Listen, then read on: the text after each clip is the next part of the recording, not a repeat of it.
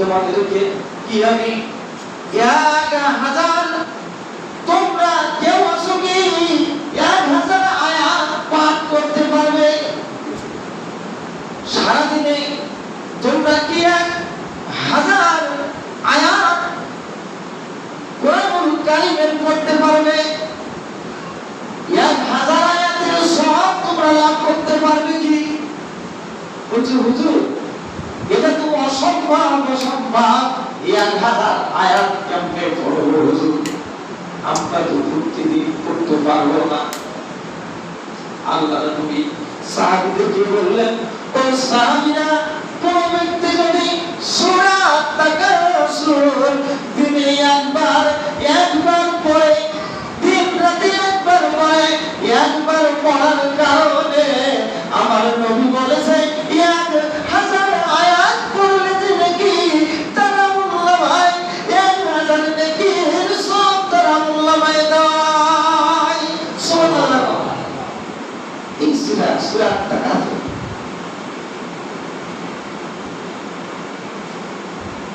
এই তাকাসুর সূরাটা কি কারণে আল্লাহর রাসূলের কাছে আগমন করেছে, নাযিল হয়েছে, এই কথাটা আমি আপনাদের সামনে আলাপ করব।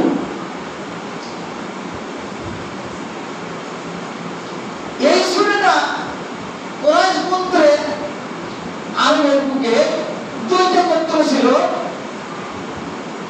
শোনেন, কুরাইশ গোত্রের দুইটা শাখা। কুরাইশ আল্লাহর নবী সাল্লাল্লাহু আলাইহি ওয়াসাল্লাম যে গোত্রে জন্ম লাভ করেছে, সেই গোত্রটার দুইটা শাখা। একটা বনু আব্দুল মানাফ আর একটা বনু সাহাব। একটা গোত্রের নাম বনু আব্দুল মানাফ, আরেকটা গোত্রের নাম বনু সাহাব। বনু সাহাব এই গোত্রটা ঠক্কর করত, অহংকার করত, তাকাব্বুরিয়া করত। এক গোত্র বলতো যে আমার সম্পদ বেশি, আমার টাকা পয়সা বেশি, আমার কোনো ভয় নাই, আমার কোনো চিন্তা নাই, এমনকি আমার গোত্রের সন্তান সন্ততিও বেশি, মানে লাঠিরও অভাব নাই। যখন কারোর সাথে দ্বন্দ্ব লাগবে, দেখছি না দুনিয়ায় যে কারোর সাথে দ্বন্দ্ব লাগবে, ওই গোত্রের 50-60টা ছেলে আছে, যুবক আছে, ওই গোত্রকে ভয় করে, মানে লাঠির আঘাতে শূন্য বিচূর্ণ করে দেবে। এর ভয়ে ওর সঙ্গে কেউ কথা বলে না।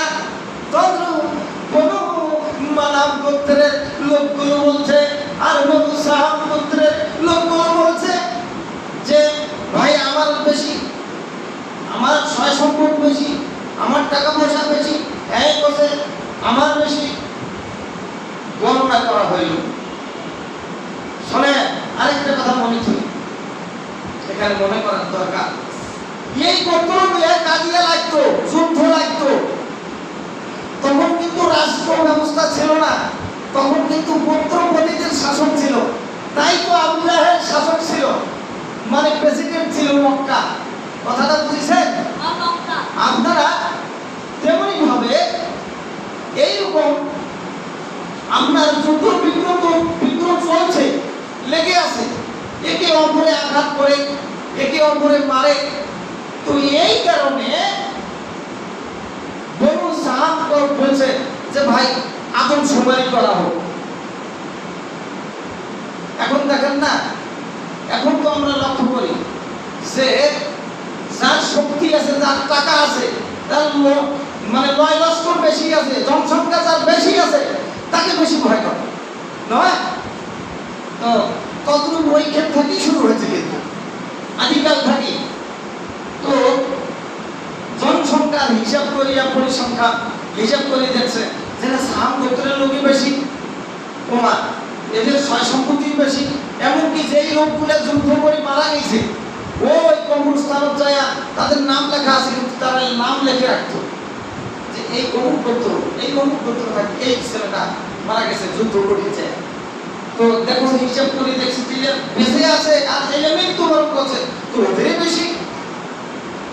তা আল্লাহর নবীর কাছে হযরত জিবরিল আলাইহিস সালাতু ওয়াস সালাম নাজিল হয়ে আল্লাহর পক্ষ থেকে নাজিল হয়ে সংবাদ দিচ্ছে, ও নবী এই সূরাটা নাজিল করে দিয়ে বলছে, ও সাম গোত্রের লোকেরা, ও বনু মানাব গোত্রের লোকেরা, তোমরা যে পুত্র নিয়া, জনসংখ্যা নিয়া, ধন সম্পদ নিয়া টানাটানি করছো, ধন সম্পদ নিয়া অহংকারী করছো, শোনো তোমাদের অহংকারী করো নাই, কারণ আল্লাহ বলে দিয়েছে কি, আল্লাহ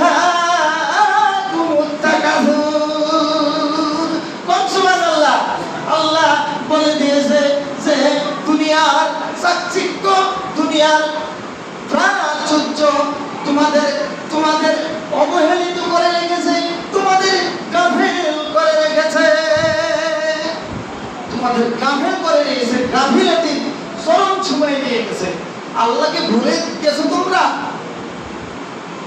অথচ আল্লাহর নবী এসেছে তোমাদের সামনে। তারপরে বলছে, শোনো এই গাফিলতির কারণ কতদিন পর্যন্ত, হাত্তা সুরতুমুল মাকাবির,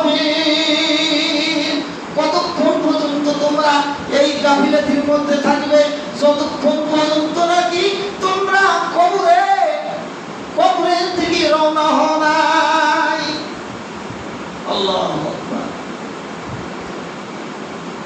শুনেন, কারো পিপাসা মিটে পারবেন না, কারো টাকা চাহিদা মিটাইতে পারবেন না, কারো ধানের, আল্লাহ যে ধান দেয় না,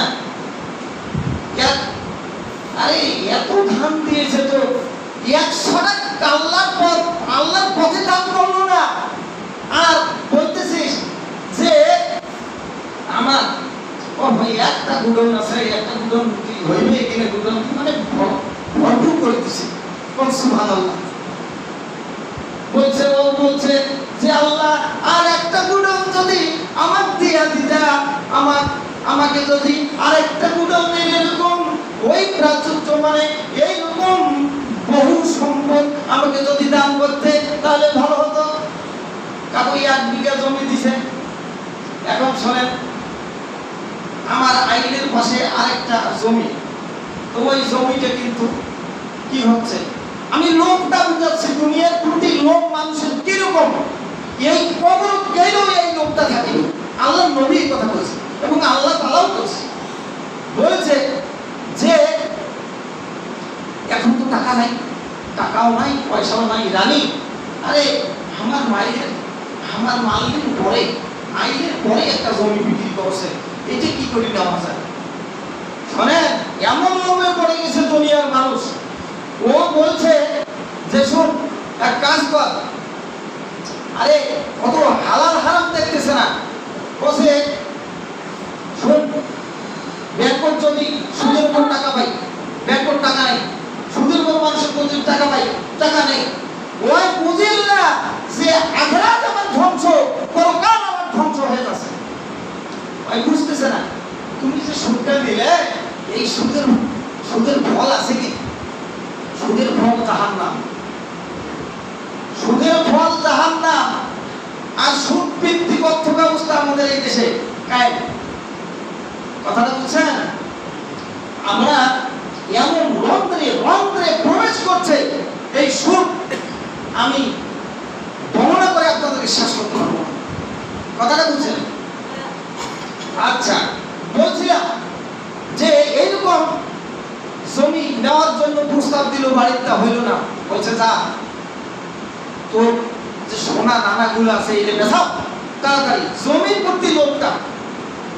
এখন জমির প্রতি জমি নিতেই হইবে, সোনা দানা বেচে তাও আসছে না। এখন বউ পাঠিয়ে দিছে, যা তোর বাপের বাড়িতে নিয়া। বউ যে এখন সাজে কষে যে মা আব্বা কোনা গেছে, কষে মা তুই খাই নেই কোথায়, সব মুখ টুক ঠিক হয়ে গেছে, মা কি হয়েছে মা, কত কাঁদতে ধুচ্ছে মানে জমি নিবার হইবে তো, বুঝেন নাই? আসক্তিকে দেখেন। এখন বলতেছে যে মা মুই বসি না তোর জামাই মুখ হাকিম নিষেধ করছে এই মুহূর্তে না বসে 2 লাখ টাকা।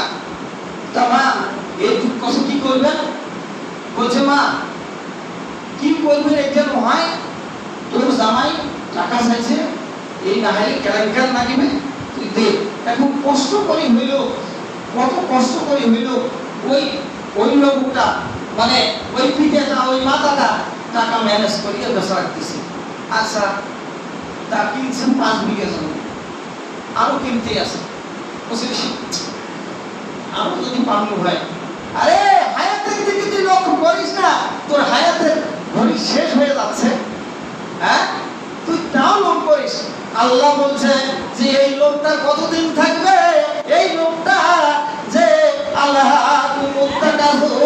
আর তোমার এই লোকটা নবীর পর লোক থাকবে, নবীর পর লোক থাকবে, তোমাকে আখিরাত ভুলে দিবে, তোমাকে পরকাল ভুলে দিবে। কতদিন? হাত্তা সুতুমুল মাকাবির, কবরে না যাওয়া পর্যন্ত, কবরের মাটি না ছোঁয়া পর্যন্ত তোর এটা থাকবেই।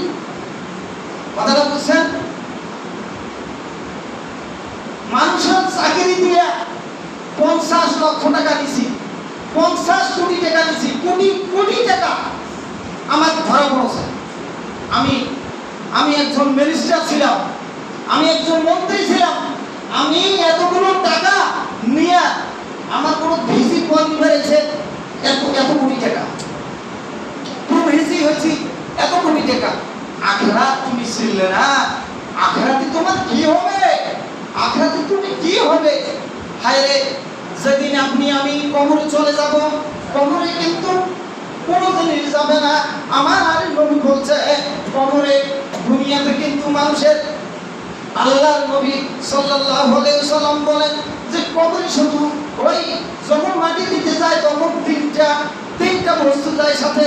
1 নম্বর আত্মীয় স্বজন, 2 নম্বর হচ্ছে মাল ইমান, আর 3 নম্বর হচ্ছে আমল।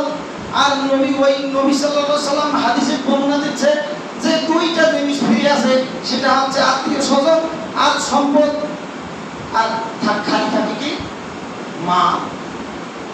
কয়টা বছর দেখেন তো? 25। একটা হাদিস শুনতে চাইছিলাম, যাই হোক আয়া গেছে, আর আগা যাবে না। আমি যে কথাটা বলতে চাইছিলাম যে শেষ কথা, ইয়াউমা ইযিন আনিন নাঈম, নিয়ামত সম্পর্কে সর্বশেষ বান্দার জিজ্ঞাসা করা হবে। আমি যে নিয়ামতগুলো দিয়েছিলাম, তুমি আত্মভোলা ছিলে, তুমি ইবাদত করতে, দ্বিধাদ্বন্দ্ব করতে, আর তুমি লোভের বশবর্তী হয়ে দুনিয়াকে ভুলে গেছো, আর দুনিয়া আখিরাতকে ভুলে গেছো, আখিরাতকে ভুলে গেছো। আল্লাহ যেন এই শিক্ষায় আমাদের জীবন গড়ার তৌফিক দান করে। সবাই বলি আল্লাহ। আসসালামু আলাইকুম।